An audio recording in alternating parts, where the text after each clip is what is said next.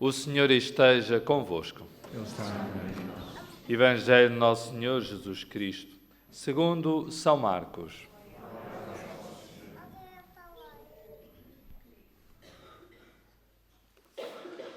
Naquele tempo, quando Jesus ia a sair de Jericó, com os discípulos e uma grande multidão, estava um cego chamado Bartimeu, filho de Timeu, a pedir esmola à beira do caminho. Ao ouvir dizer que era Jesus de Nazaré que passava, começou a gritar: Jesus, filho de David, tem piedade de mim. Muitos repreendiam-no para que se calasse. Mas ele gritava cada vez mais: Filho de David, tem piedade de mim. Jesus parou e disse: Chamai-o. Chamaram então o cego e disseram-lhe: Coragem, levanta-te, que ele está a chamar-te. O cego atirou fora a capa, deu um salto e foi ter com Jesus. Jesus perguntou-lhe: Que queres que eu te faça? O cego respondeu-lhe: Mestre, que eu veja. Jesus disse-lhe: Vai, a tua fé te salvou. Logo ele recuperou a vista e seguiu Jesus pelo caminho.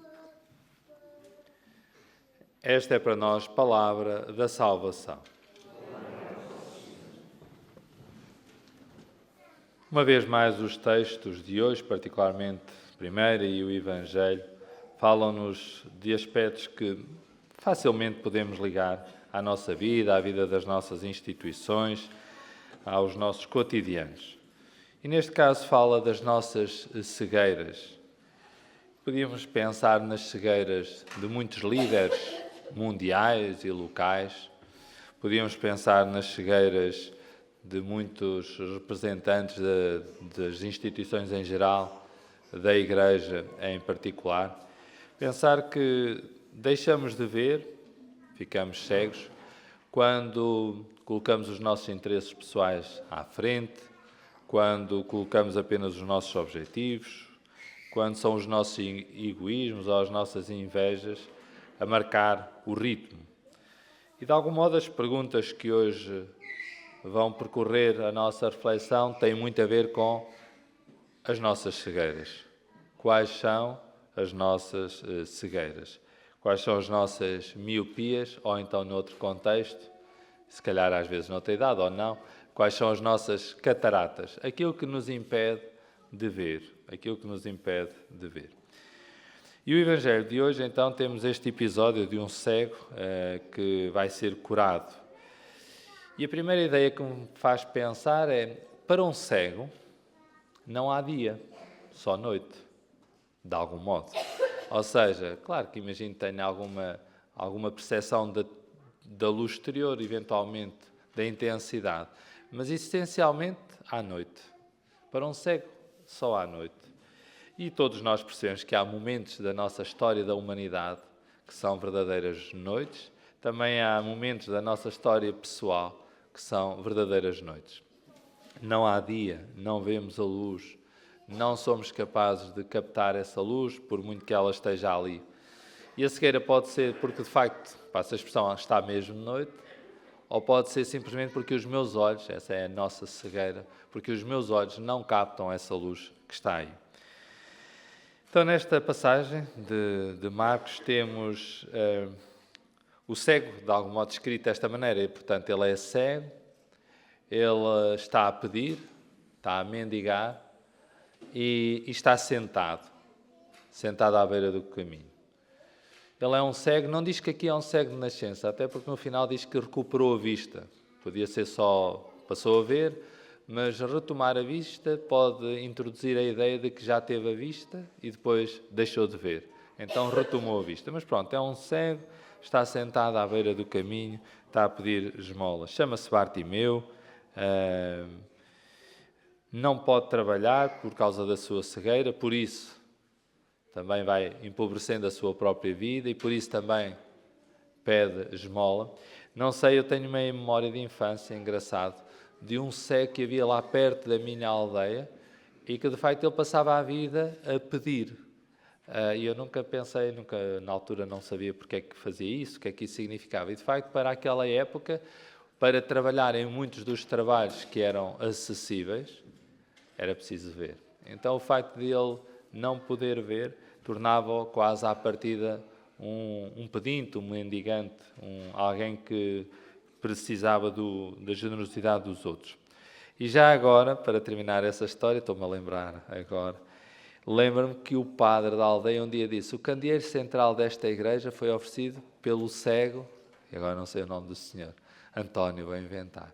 E agora estou a pensar que engraçado, foi o senhor que deu luz à comunidade da minha paróquia no candeeiro central, então, da igreja, quando foi renovado. Ainda teve a capacidade da generosidade, mas ainda por cima, que engraçado, foi ele que trouxe a luz. Então, de facto, este Bartimeu, filho de Timeu, não via, não podia trabalhar, e isso fazia com que ele se tornasse um dos últimos, um dos excluídos, dos que ficava à beira do caminho. E quando pensei à beira do caminho, pensei exatamente logo numa parábola que todos nós conhecemos, do bom samaritano, em que um homem é maltratado e onde é que ele ficou? À beira do caminho. Passou um sacerdote, passou um levita e um samaritano então é o único que se aproxima. Neste caso, quase percebemos quem é o bom samaritano, é Jesus.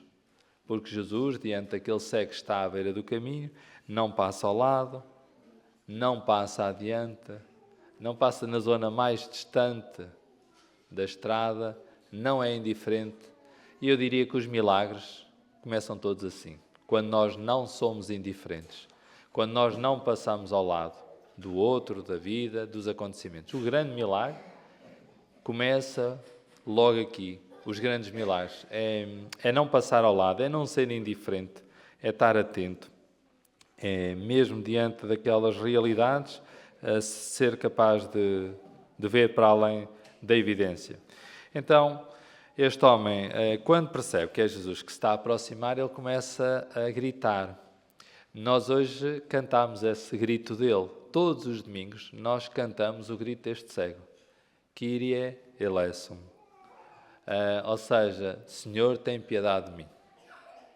Então, é interessante como este pedido de não sermos cegos, em todos os domingos, em todas as missas, de uma ou de outra maneira, o Senhor tem piedade de nós, mas vamos reproduzindo, vamos replicando. Também nós, de algum modo, percebemos que há cegueiras em nós, no nosso coração, e queremos começar a Eucaristia a ver.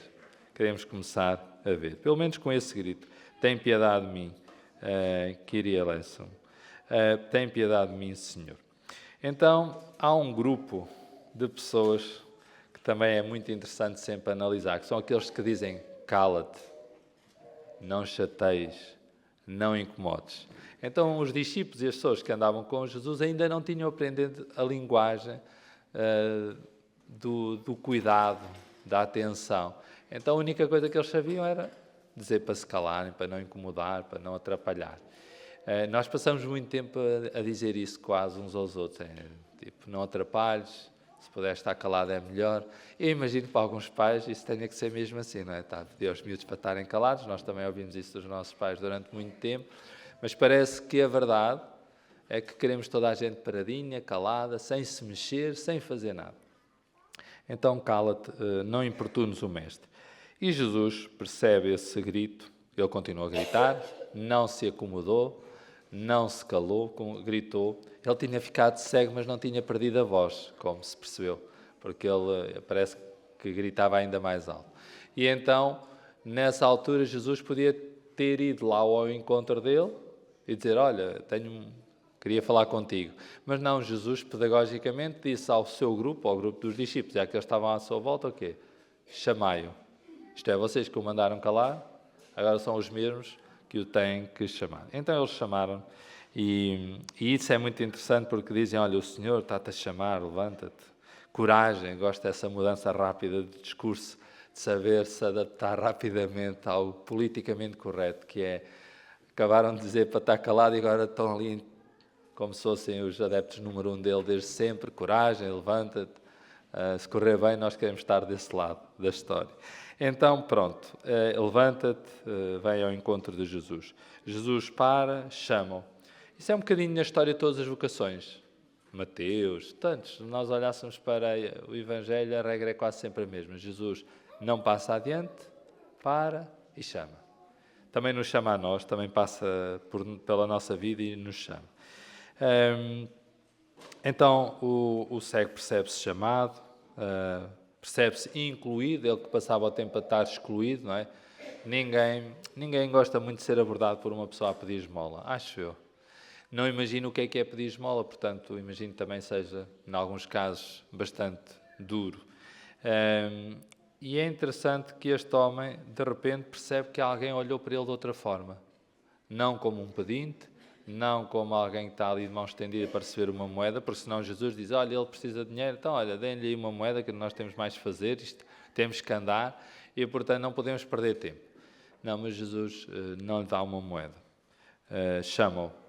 E quando ele o chama, ele vai ter com Jesus, dá um salto, diz que deixa a capa era o único bem que ele tinha, a única riqueza que ele tinha, levanta-se, vai ter com Jesus, e depois faz aquela pergunta, Jesus faz uma pergunta tramada, diria, que é, o que é que queres que eu te faça? Ele era cego, estava bem de ver o que é que ele ia pedir, provavelmente, mas é interessante ainda assim, que Jesus tenha perguntado. Não foi ele que disse o que é que ele precisava, não é? Já sei, vais precisar de ver, não é?